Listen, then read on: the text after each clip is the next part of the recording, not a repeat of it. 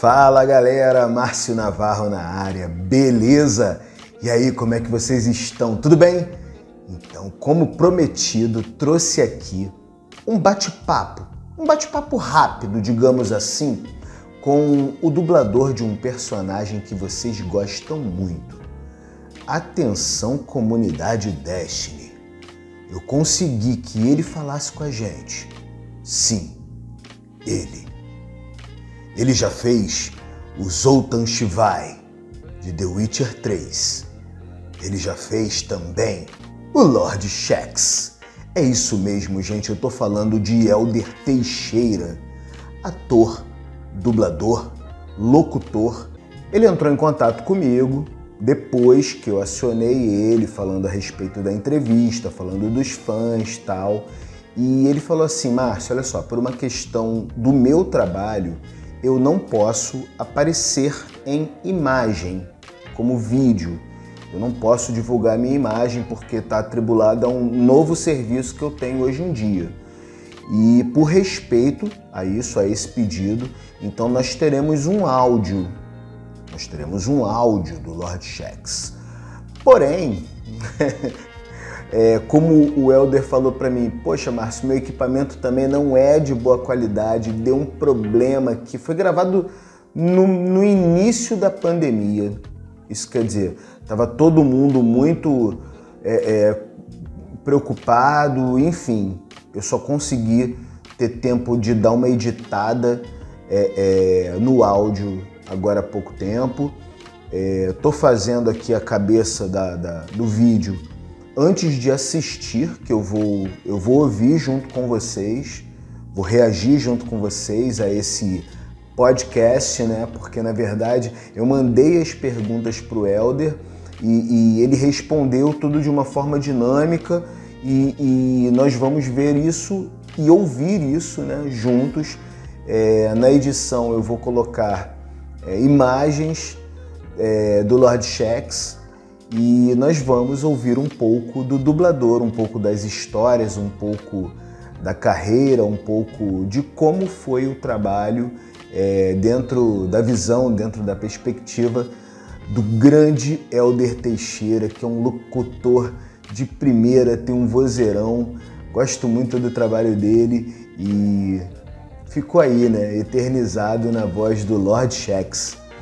Então, galera, tá aí o que vocês esperavam.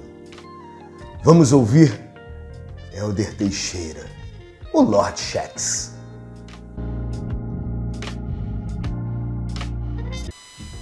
Márcio, bom dia. Para início de conversa, muito obrigado pela oportunidade de estar aqui e de mostrar um pouquinho, né, do trabalho da gente de outra forma, né, a gente falando com vocês e respondendo a perguntas e podendo conversar um pouquinho contigo e com o público.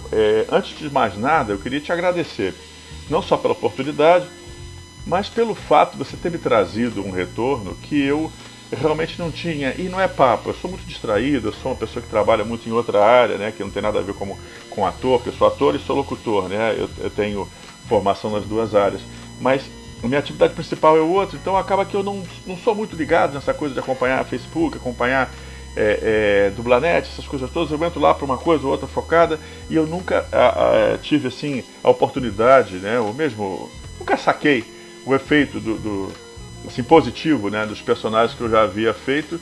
Então, cara, para mim é uma coisa muito legal que você me trouxe, né, esse retorno que eu não sabia mesmo que o trabalho era bem visto, assim, que as pessoas podiam ter esse retorno para mim, que eu realmente não tinha a menor ideia, cara. Para mim foi uma grande notícia legal, positiva para mim o que você falou.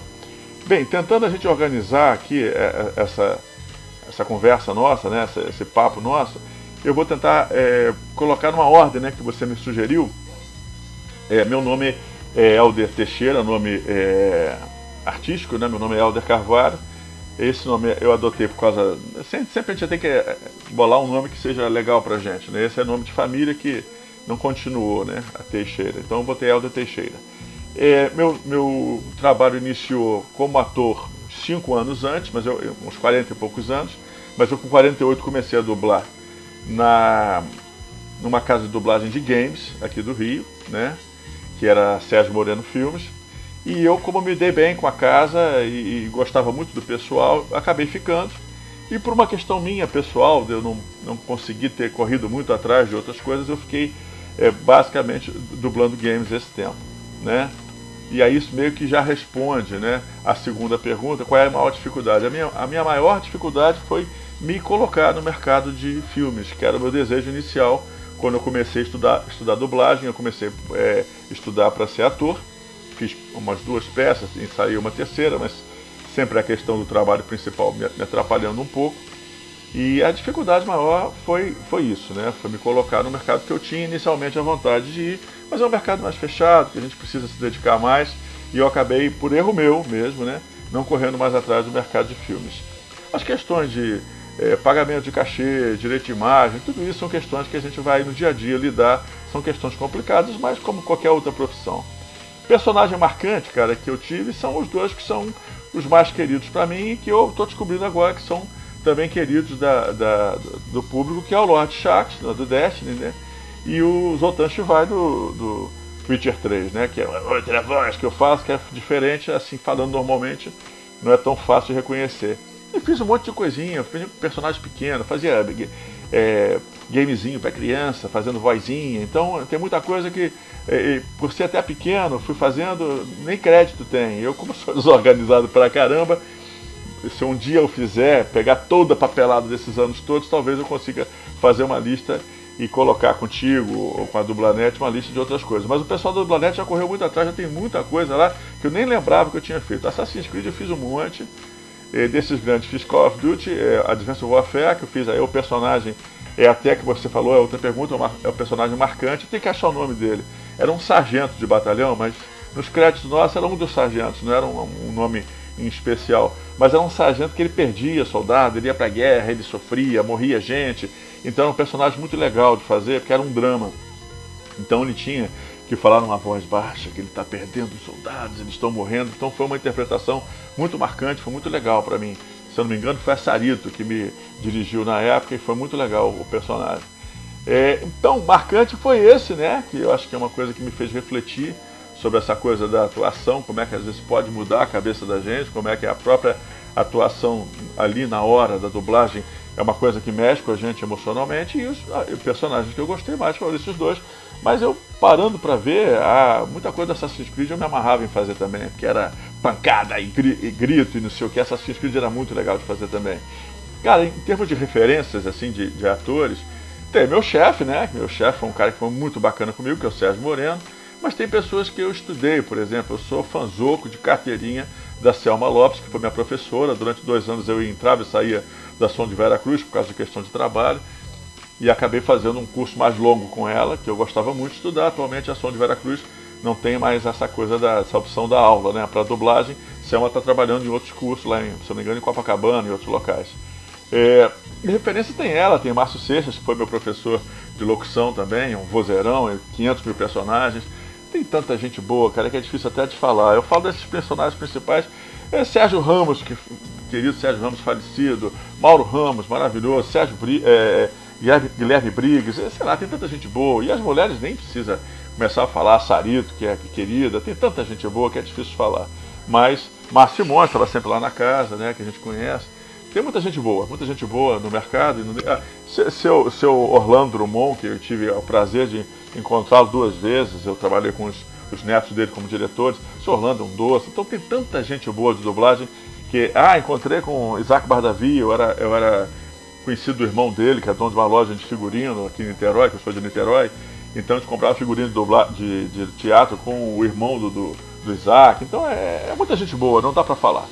Cara, personagem difícil foi um personagem até que era pequeno, eu nem lembro se eu cheguei a fazer o personagem todo, eu fiz um teste, não lembro, mas era um personagem difícil porque era um Lorde, era um dos Assassin's Creed, e era um personagem que ele era um cara mau, arrogante, que era um cara rico e era um general, mas ele era muito nojento, era muito arrogante, tinha acostumado a mandar em todo mundo.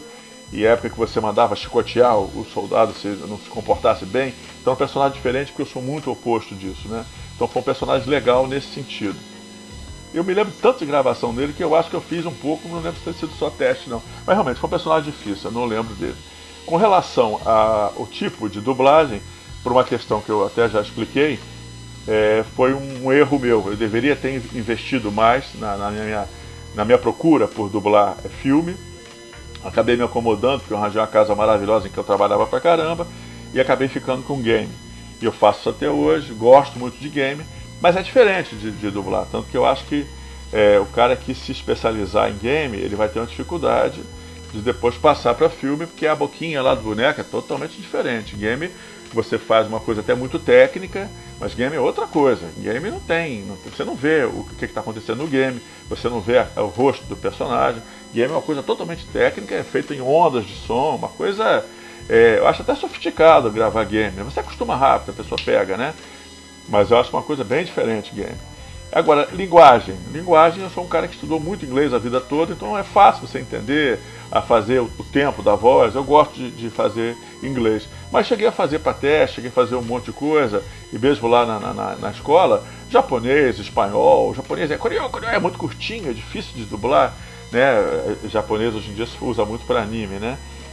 E espanhol é complicado. Espanhol, português, você fazer dublagem em português de Portugal, é difícil pra caramba. Mas é que o negócio, dublagem é versão, né? Você adaptar um texto curto, um texto longo, é um pouquinho arte mesmo. Ele tem que ser ator, né? Aquele que a gente sabe, para ser dublador tem que ser ator.